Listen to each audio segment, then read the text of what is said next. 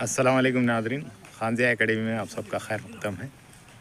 आज मैं आपके लिए एक नई वीडियो लेकर हाज़िर हुआ हूँ जो ग्रुप 3 के एग्ज़ाम से मुताल्लिक़ एक मालूमाती वीडियो है कि ग्रुप 3 का एग्ज़ाम किस तरीके से कामयाबी को आसान बनाने के लिए आपको क्या क्या कोशिशें करने की ज़रूरत है और किस तरीके से स्ट्रैटेजी और किस तरीके से हिकमत अमलियाँ अपनाने की ज़रूरत है।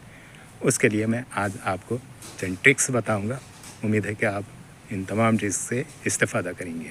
और फिर एक मरतबा आपसे गुजारिश है कि खानज़िया एकेडमी को आप सब्सक्राइब करें, शेयर करें और जहाँ तक हो सके दूसरे लोगों को भी सब्सक्राइब करने की ख्वाहिश करें। अस्सलाम वालेकुम नाज़रीन, खानज़िया एकेडमी में आपका खैर मक़दम है।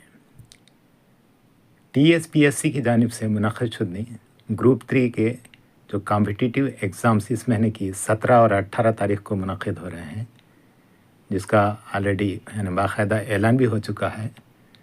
ग्रुप 3 के हाल टिकट भी उम्मीदवार TSPSC के वेबसाइट से इस माह की 10 तारीख़ से डाउनलोड कर सकते हैं। अब जबकि ग्रुप 3 एग्ज़ाम्स के लिए सिर्फ चंद रोज़ बाकी रह गए हैं, अब मटेरियल की रहनुमाई की कोई गुंजाइश नहीं रही, बल्कि चंद टिप्स जो एग्ज़ाम से मुताल्लिक़ है आपको बताए जाएंगे। इस मौके पर ऑब्जेक्टिव टाइप इम्तिहान से मुताल्लिक़ चंद ज़रूरी बातों के जो प्रैक्टिस है और स्टडीज़ की ट्रिक्स के ताल्लुक़ से आपको चंद मशवरे देना चाहता हूँ, ताकि जो मल्टीपल चॉइस के इंतखाब में पेश आने वाली उलझन है उससे बचा जा सके। नाज़रीन, मौजूदा दौर के जो कॉम्पिटिटिव एग्ज़ाम्स अगरचे के पहले ही की तरह मल्टीपल चॉइस पर मबनी हैं, लेकिन फ़र्क ये है, पहले सवाल के जो 4 ऑप्शंस होते थे वो एक दूसरे से इतने मुख्तलिफ होते थे कि जो सही जवाब होता था इसका इंतखाब बड़ी आसानी से किया जा सकता था। मिसाल के तौर पर सवाल जो है, हमारे मुल्क में प्लानिंग कमीशन कब कायम हुआ था, इसका जवाब हमें पहले से याद होता है। जो 4 ऑप्शंस दिए जाते हैं उसमें से हम 1950 को सेलेक्ट कर लेते हैं कि हमारा जो प्लानिंग कमीशन कायम हुआ था वो 1950 में कायम हुआ था। यानी सिंपल तरीक़ा था। इसमें से जो सही जवाब है उसको ढूंढना बहुत ही आसान काम था, लेकिन वक्त के साथ साथ अब बढ़ते हुए जो कॉम्पिटिटिव एग्ज़ाम्स के जो तकाज़े है या जो कंपटीशन बढ़ गया है उसके पेश नज़र अब सवाल के ऑप्शंस में जिद्दत पैदा की जा रही है। TSPSC की तरफ से हो या जो भी कॉम्पिटिटिव एग्ज़ाम्स की एजेंसी है उसकी तरफ से, ताकि उम्मीदवार के एक्स्ट्रा जो नॉलेज है और इसकी ज़हनी सलाहियत उसका भी इम्तिहान लिया जा सके और क़ुव्वत जो फ़ैसला है वो उससे भी वाक़िफ़ियत हासिल की जा सके। तो इस तरीक़े से घुमा फिरा कर जो सवाल दिए जा रहे हैं, चुनांचे इस सवाल को मौजूदा दौर में कुछ इस तरीक़े से पेश किया जाने लगा है। एक मिसाल है वो जो पहले दी गए थे, वही सवाल जो मैं पहले बताया था उसको इस तरीक़े से दिया जा सकता है कि आज़ादी के कितने साल बाद हिंदुस्तान का पहला प्लानिंग कमीशन कायम हुआ।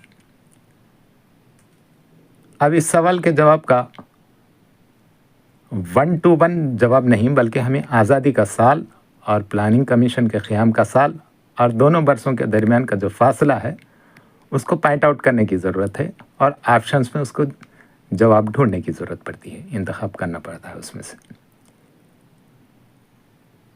इसलिए जहन में रखें कि किसी भी ऑब्जेक्टिव टाइप के जवाब के लिए सिर्फ एक लफ्ज़ याद करने से काम नहीं बनेगा, यानी मौजूदा सूरत हाल में, बल्कि इस मौजू और इस इस्तिलाह से रिलेटेड जितने भी ज़्यादा से ज़्यादा जानकारी आपको हासिल करना चाह रहे हैं हासिल कर लें और हासिल करने की कोशिश भी करें, ताकि हर किस्म के पलटा कर सवाल उसके रिलेटेड उसके करीबी जो भी सवाल है उसका हम जवाब दे सकें। अगर प्लानिंग कमीशन का टॉपिक हो तो तमाम प्लानिंग कमीशनों के क़याम, माह, साल और तारीख़ और इसका जो टारगेट था और इनके चेयरमैन कौन कौन थे और इसके ज़िम्मेदार कौन थे और दीगर तफसीलात का एक चार्ट बना लें, आसानी होगी।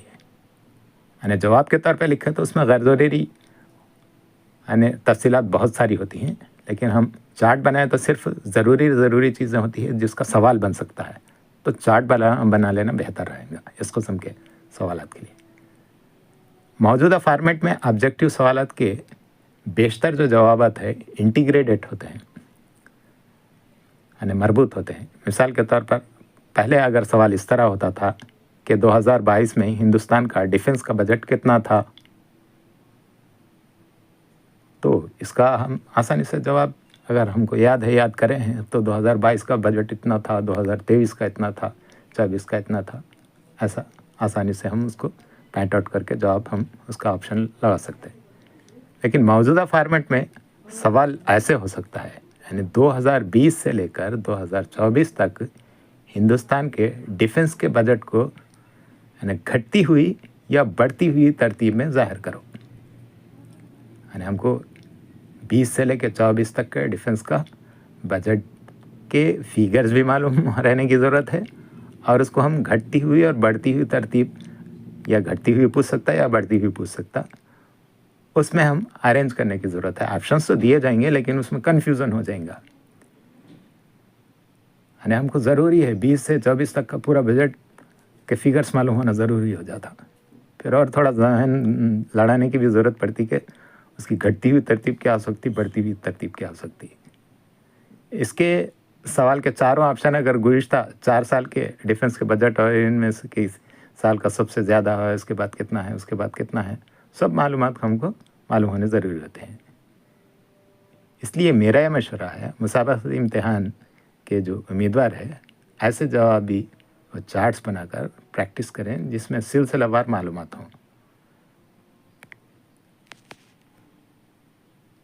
मैं ये दावा नहीं करता कि सारे जो सवालात होंगे वो ट्रिकी किस्म के होंगे या उलझाने वाले उसके जवाबात के ऑप्शन होंगे, लेकिन चंद सवालात ज़रूर उलझाने वाले होते हैं जिसकी आपको प्रैक्टिस करने की ज़रूरत है। हो सकता है सवालात 1 to 1 जवाब वाले सिंपल भी हों, लेकिन चंद सवाल तो इस तरह के उलझन वाले हो सकते हैं, और इन्हीं चंद सवालात की वजह से आपकी कामयाबी का फ़ीसद घट सकता है या बढ़ सकता है। इसलिए एक एक जो मार्क है उसकी अहमियत है। मेहनत तो सभी करते हैं, बाज़ उम्मीदवार सिर्फ इस तरह के सवालात की वजह से पीछे रह जाते हैं। एक सवाल ऐसा भी हो सकता है, आज़ादी के बाद से सबसे कम उम्र वज़ीर आज़म के या वज़राए आज़म के नाम से शुरू करके बढ़ती हुई उम्र के 5 वज़राए आज़म की सही तरतीब वाला ऑप्शन मुंतखब करें। अमूमन पहला प्राइम मिनिस्टर कौन था, दूसरा कौन था, तीसरा कौन था, या 1 2 3 याद करते हैं, खामोश बैठ जाते हैं। और ज़्यादातर लोग तो सबसे पहला प्राइम मिनिस्टर कौन था, सबसे पहला सदर जमहूरिया कौन था, सबसे पहला ये जो भी कॉरपोरेशंस हो या जो भी ओहदे हो वो याद रखते हैं, पहला चीफ जस्टिस कौन था। लेकिन आजकल अब ये ट्रेंड याद करने का, इस ट्रेंड को देखते हुए कॉम्पिटिटिव एग्ज़ाम्स वाले भी वो क्या करते हैं, ये सीरीज़ वाले जवाब पूछते हैं। इसमें ये सवाल ऐसा हुआ कि कम उम्र से ज़्यादा उम्र की तरतीब वाले 5 वज़राए आज़म को मुंतखब करें, उसके ऑप्शन दिए जाएंगे, उसमें से हमको मुंतखब करना है। अगर सवाल हिस्ट्री से मुतालिक हो तो हुक्मरान बादशाहों की तरतीब या दौर हुक्मरानी की तरतीब या जंगों की साल की तरतीब ऐसा भी पूछा जा सकता है। अब रही ये तो इंटीग्रेटेड जवाब वाला ऑप्शन उलझाने वाला। दूसरी जो उलझन है वो मिलते जुलते जवाबात वाले ऑप्शंस की भी है। बाज़ मरता ऑब्जेक्टिव टाइप के ऑप्शंस इतने मिलते जुलते हैं कि सवाल का सही जवाब हमें मालूम होने के बावजूद जब वो ऑप्शंस देखते हैं तो उलझन में पड़ जाते हैं या शुबे में पड़ जाते हैं। अगर ऐसी सिचुएशन है तो पहले हम देख लें कि वो एक नज़र पहले जवाब की तरफ नज़र कैसे भी पड़ती है, पूरे जवाब ना देखें, बल्कि ऐसी सिचुएशन के लिए क्या करें, हमें बिला ऑप्शन पहले अपने हाफ़िज़े की मदद से जवाब को मुंतखब कर लें, उसके बाद ऑप्शंस की तरफ जाएं, तो इंशाल्लाह मैं समझता हूँ कि हमारे ज़हन को फ़ैसला करने में आसानी होगी। उसके बाद में गौर किया जा सकता है ऑप्शन। बाज़ दफ़ा ऑब्जेक्टिव टाइप के जवाबात के ऑप्शन में एक से ज़्यादा ऑप्शन मिलकर सही जवाब बनाते हैं। ऐसी सूरत हाल के लिए भी हमें मौजू से मुतालिक तमाम मालूमात درکار ہوتی ہیں۔ بہرحال گروپ 3 کا جو امتحان ہونے والا ہے اس کے لیے پوری حکمت عملی کے ساتھ آخری ٹچ آپ کریں، صورت حال کیسی ہوگی جب پتہ چلے گا۔ میری نیک تمنا آپ کے ساتھ ہے۔ خدا حافظ۔